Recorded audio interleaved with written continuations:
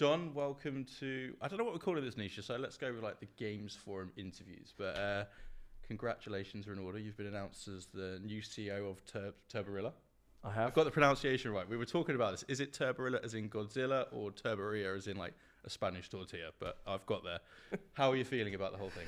Yeah, look, dude, I'm really happy. You know, one of my dreams in life has been to become a CEO of a game studio. Right. You know, I've been in the industry now for 15 years, and the bulk of my experience was on the tech side at companies like Unity and Lunar Labs, as you know. Yeah.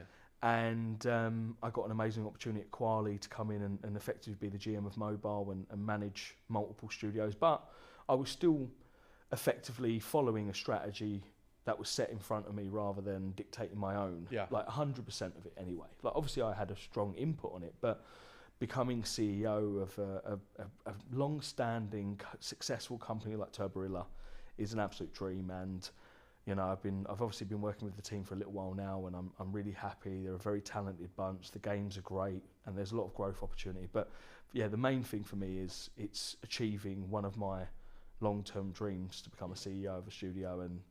And yeah, I'm really fortunate to have been, you know, the one who they offered the position to. I always thought I was going to have to make my own studio, build my own studio, rather than be appointed to an established company. So for me, this is an amazing win.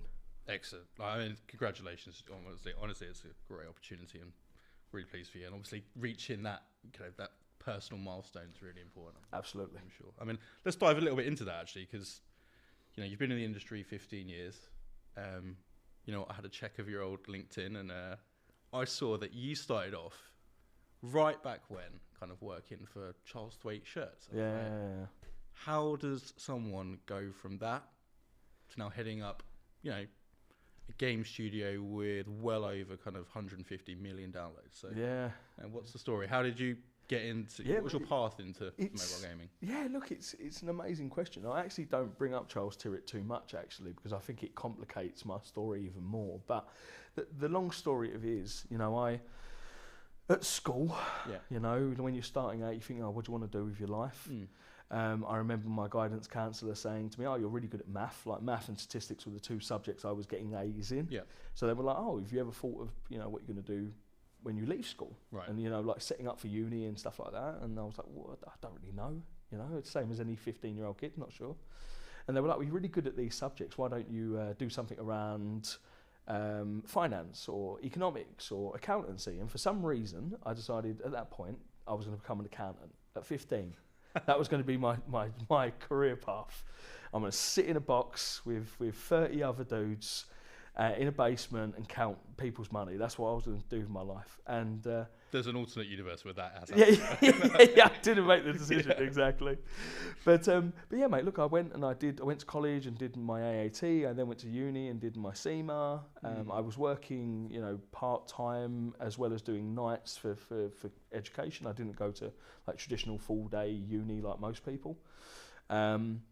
And, you know, then went into finance, and, you know, I did that until I was about 23, and I just got married, and my wife was like, why have you just dedicated practically the last like 8 years of your life to something you have no passion for and you dislike?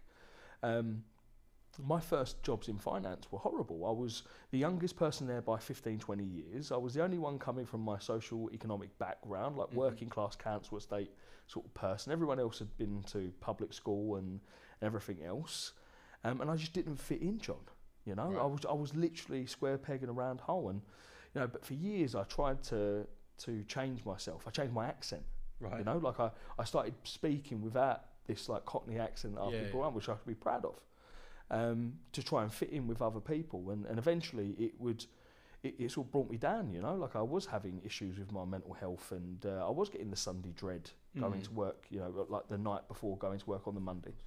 And then I was like, right, I need to get out. And the first thing I found was the transferable skills I learnt in finance and in accounts was a lot of calculations, a lot of numbers, and performance marketing is equally about calculations, about numbers, about quantifying results, hypothesis.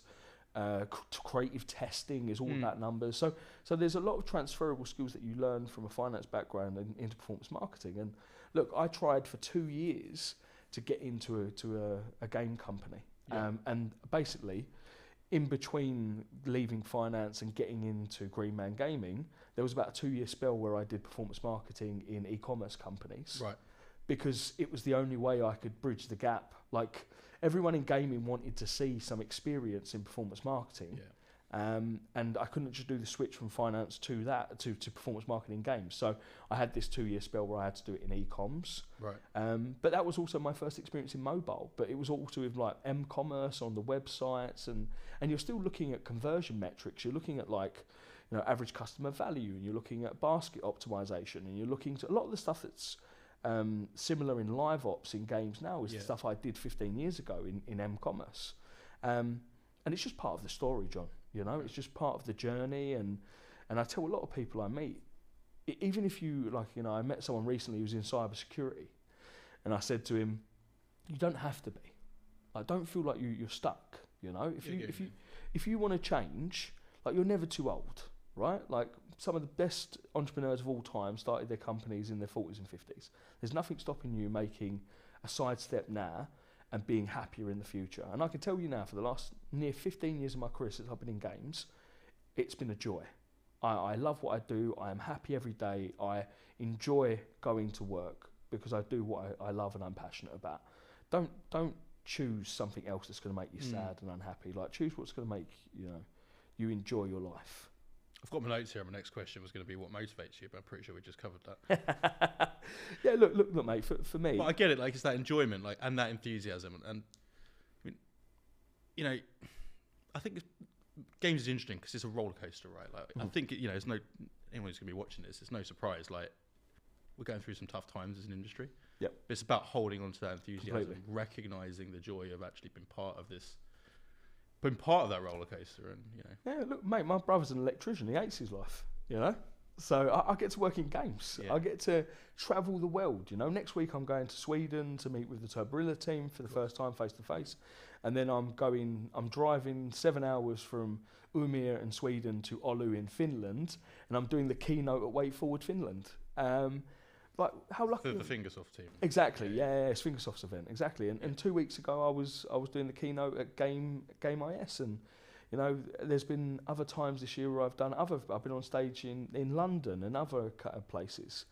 How fortunate am I to be able to have the opportunity to do that when so many people I know never get that opportunity to travel and do what they love and talk about what they love. Yeah. So yeah, look, I'm very fortunate and very appreciative of the industry and what it's brought, and this is why I try and I like to give back where I can. Yeah. And this is what does motivate me and keeps me passionate is helping other people coming through and the next generation of professionals coming into the space and growing, and the innovation that they'll bring and the change they'll bring. Yeah. So yeah, that's what keeps me excited, really. Gutted you forgot to mention a private villa with a pool in Cyprus, John. Surely that's got to be If anyone doesn't know this story, I actually was a speaker at John's conference in Cyprus about a month or so ago, and I was very fortunate to be upgraded from a sea view room to a 3,000 a day villa with a private pool, 30-foot private pool. Anyone that wasn't in Cyprus probably went to my after party on the second night. It was a great time. Yeah, it looks incredible from the pictures. I'm jealous I wasn't there. So without getting too LinkedIn influencery here, what's a typical day? Oh, mate, the typical day, you know, for me right now, obviously starts off with getting up and getting the kids ready and getting them to school and stuff like that. But then when my sort of dad hat comes off and my professional hat comes on, a lot of the first part of the day is looking over the numbers and understanding the performance of the games and what the company's is currently achieving, if there's been any drops or not. Then it's, you know, speaking to the individual sort of discipline heads, our head of technology, our head of, UA and all of that sort of stuff. So it's about understanding what their priorities and aligning with the top line strategic vision of the business. So for me right now, obviously I've come on board.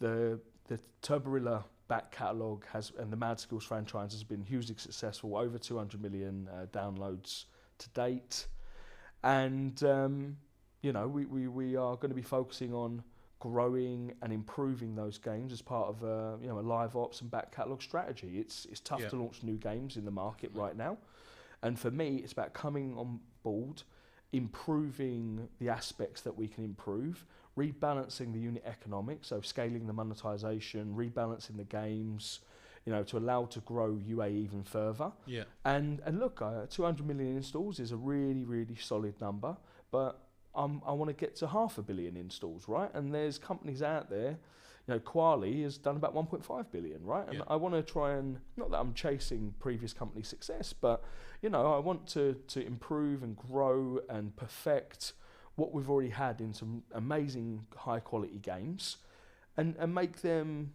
again, maybe stronger on the business front. Okay. Which is where my skill set comes in. Yeah, of course. And we'll jump into like your vision and strategy for taking over Turborilla just a few seconds. But I also wanted to ask you, because you've actually built up a very impressive portfolio of investments, strategic advisory roles.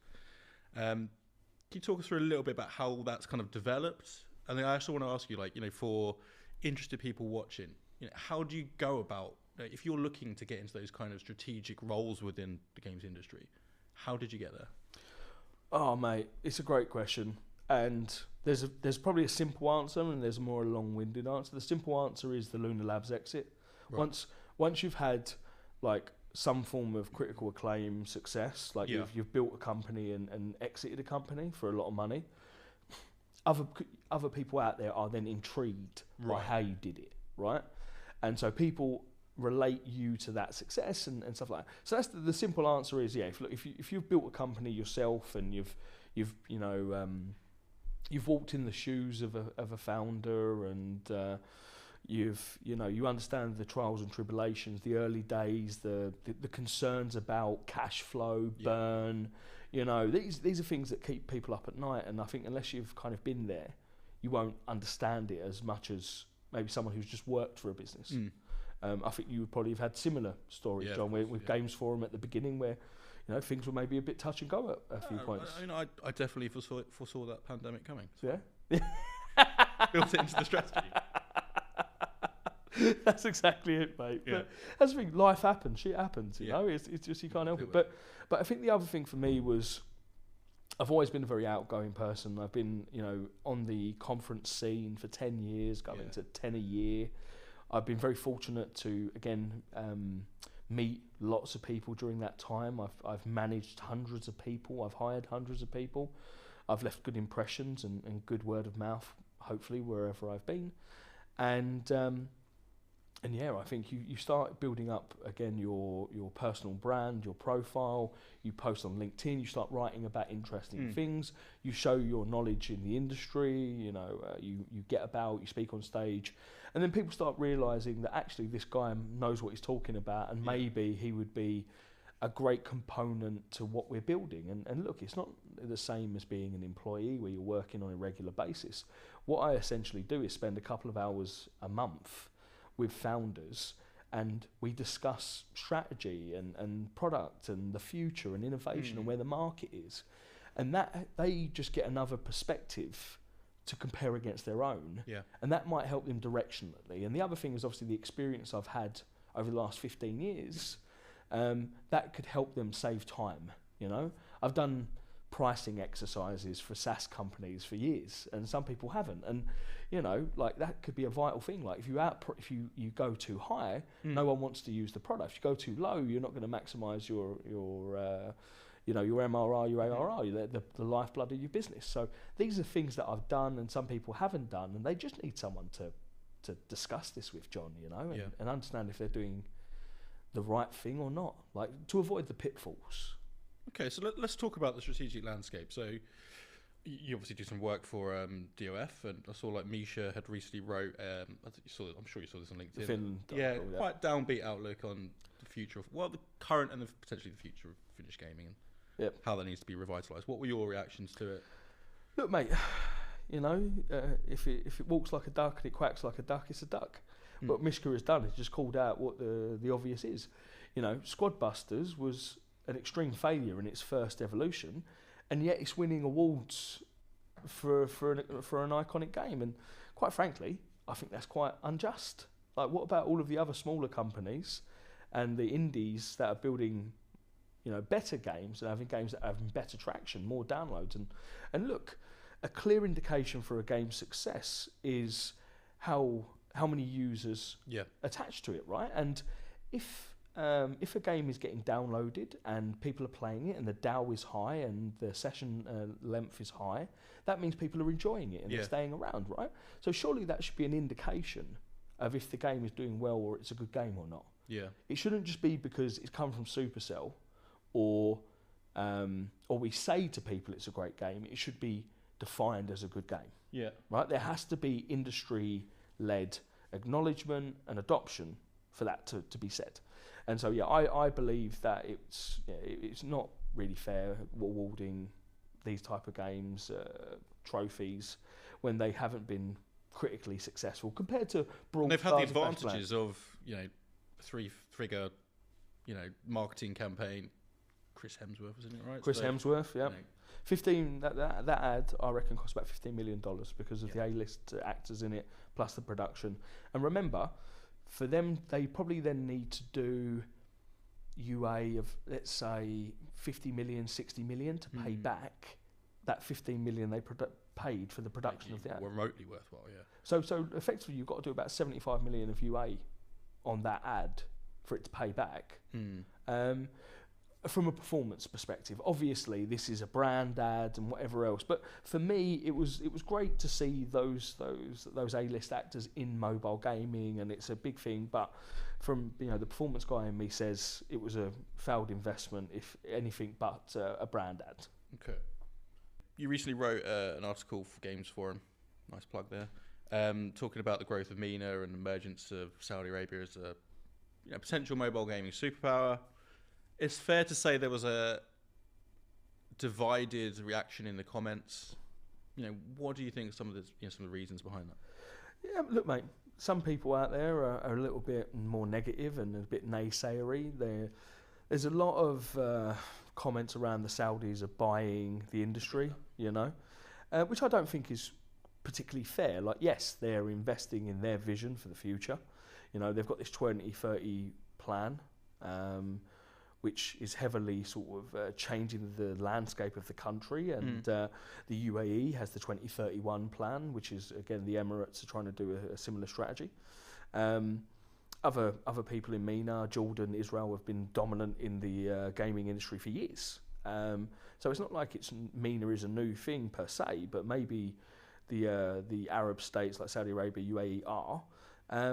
The thing I think which is the most unjust thing is people make a claim which is like the people of Saudi Arabia and the UAE are not interested in games, right? It's just a power play by the royal families, or it's just by, it's diversify their portfolio. Saudi gamers are some of the highest spenders, aren't they? Exactly.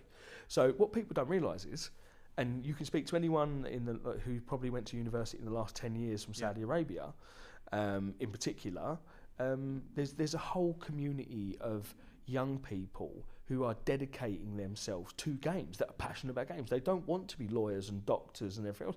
They want to go into games, which is the same thing we've seen in Turkey for the last 5-6 years. Now Vietnam. Now Vietnam, like, people want to go into games as a profession, because it's extremely lucrative if you're successful, and it's extremely fun. And so you don't have to do this boring thing.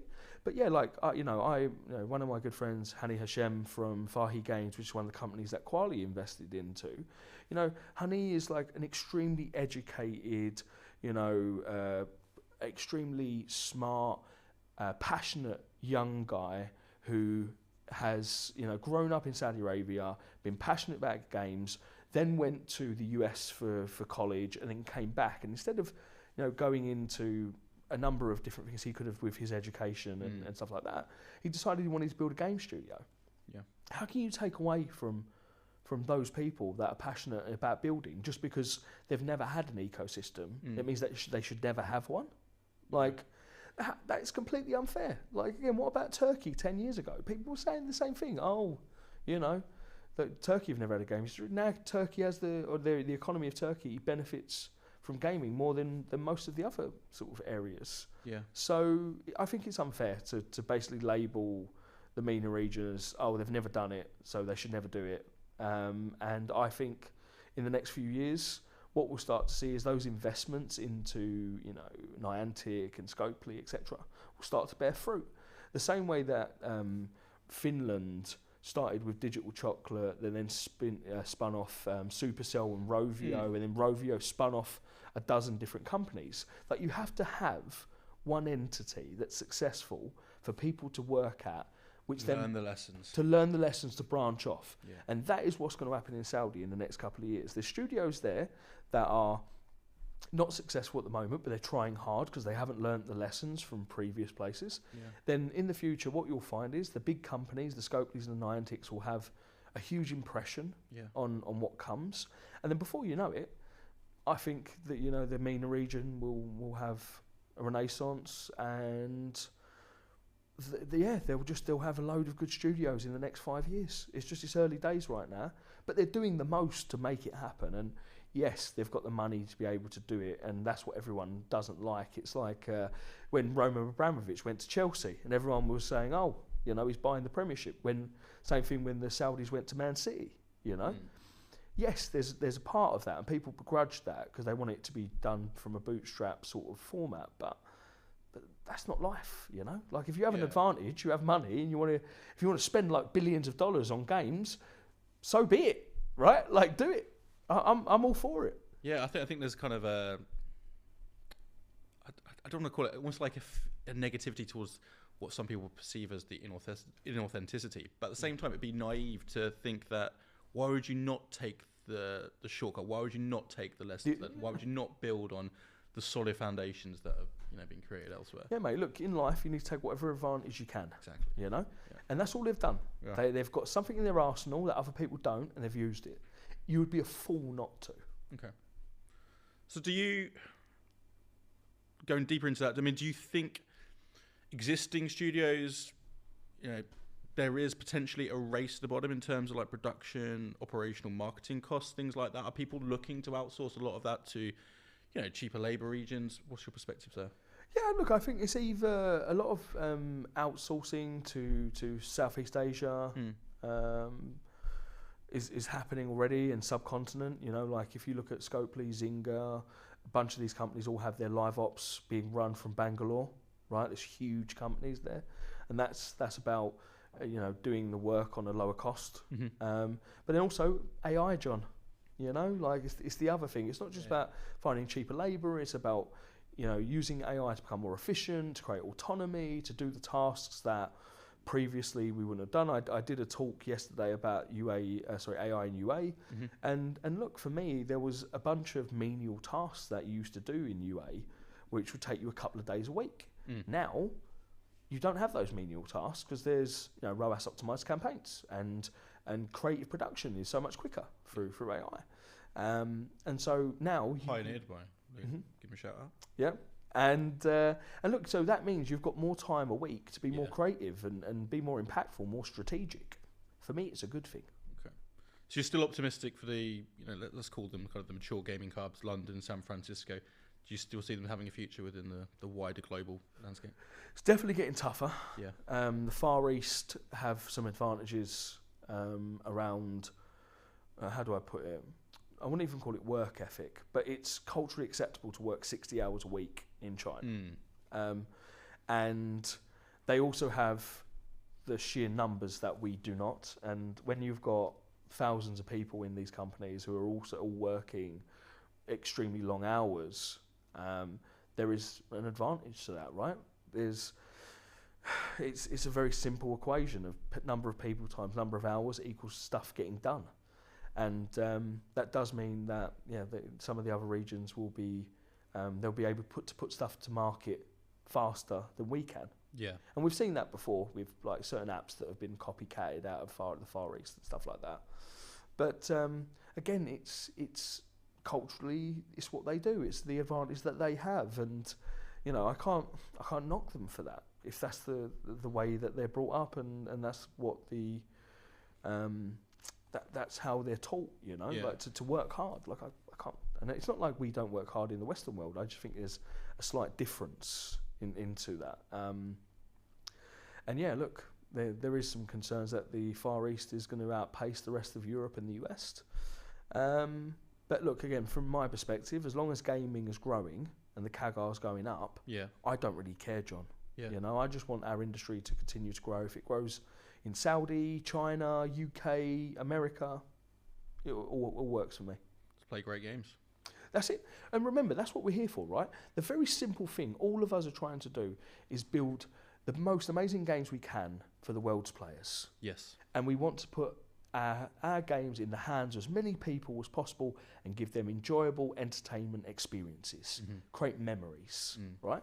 Some of the best games I like, I can literally think back now and think of 5 games that I've played that have made a mark on me. You know, Final Fantasy, Devil May Cry, Metal Gear Solid, Sonic the Hedgehog.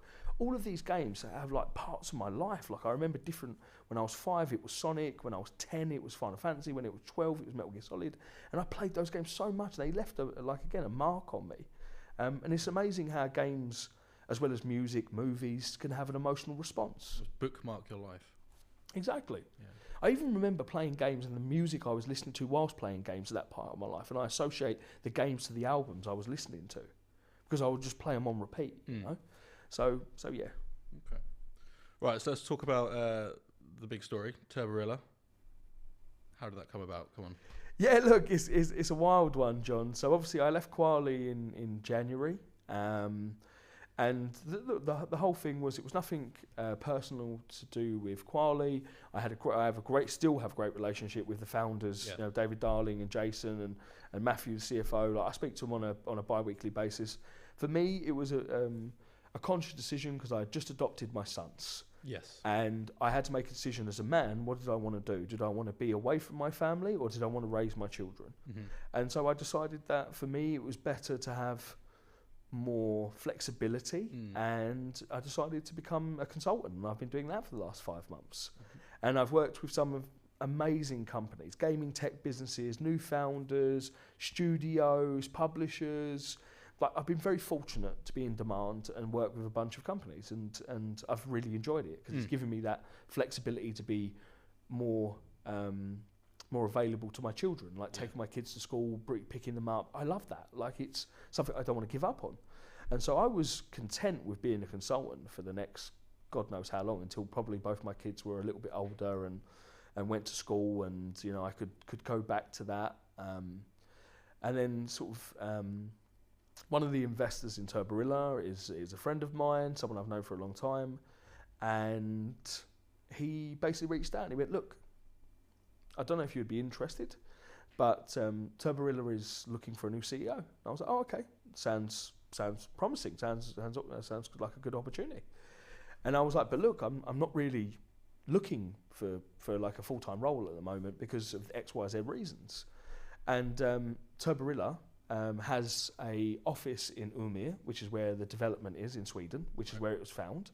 And then it has the rest of the team are remote. We have people in Spain, we have people in Denmark, we have people in the US, we now have people in the UK. And Tobias, who's the original founder of Turborilla, he said to me, look, I'm happy for you to be a remote CEO as long as you're doing the work and we're seeing the results, and you know we're keeping communications live and we're growing. Having the best of both, like having the office in Umeå with the development and the engineers working together has a lot of value. Yeah. And then having the other team members who specialise in economics or UA or design or live ops, you know, you have to be realistic and understand you're not going to find those type of profiles in the northernmost city in Sweden, right, where the company was founded. So he is a realist when it comes to that, and he wants the best people to work for the company, and now he's the chair of the board, so I report into him. And this is what we're going to do, mate. We're going to continue to do that. We'll hire local talent where we can from great universities that specialise in game development, and we'll also have, you know, the ability to hire amazing global talent that will give us an advantage over other companies that have more fixed sort of office policy. Okay. So yeah, like I'm looking forward to having both of those options, and that hybrid setup I think is honestly the best. Okay. And what convinced you that not only was the role right for you, but that you were right for the role? Oh God, that's a great question. So obviously, when they approached me, and I had to go through like a proper interview process, right? We had half a dozen sort of casual conversations. I put together a presentation on, I reviewed the games. I went over and said what the strategy was, where the industry was, what I think they should focus on, etc., etc. And one was I think the connection between myself and the board was really strong. Like, we got on really early. It wasn't just super professional. It was also very personable, talking about things that we enjoy. We bonded over our passion of games because they are also very passionate into that. And eventually, it kind of just hit me that this was, it had the balance that I needed to do what I want with being a father, as well as achieving this CEO role that I've always wanted. Yeah. And the games themselves in the physics-based action sports genre, which is what they're in, the motocross, rally, snowcross, BMX, all of these games. I remember telling me once that BMX was like a real passion of yours when you were growing up. Like skateboarding and BMX, I did as a kid, but I was too big, and then I went and played rugby, and that's another story. But like we did, I was on my bike all the time as a kid, we did quad biking and all of this other stuff, and I always really liked it. It was always really fun, and it just, like I said, for whatever reason, after 4, 5, 6 weeks of talking to them, I came to the conclusion that this was the right place for me.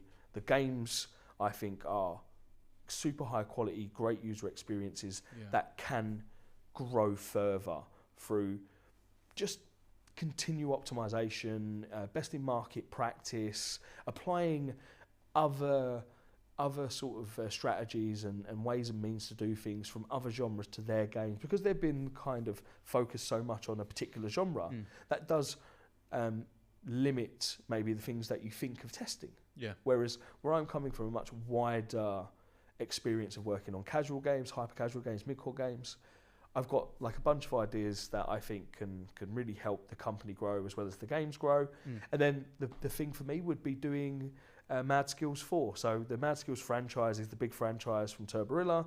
Mad Skills 3 is the best game that we have made, or the most successful game. And I want to build, the next edition in a long line of successful games in that franchise. But first we need to grow the games we have and focus on the back catalogue, because again, launching new games has never been more difficult.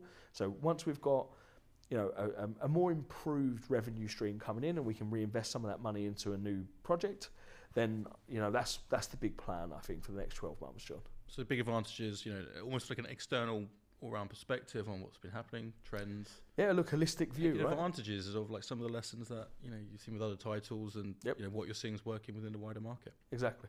Okay, cool. John, thank you very much for coming and joining us at Games Forum today. Absolute pleasure as always. Been a pleasure.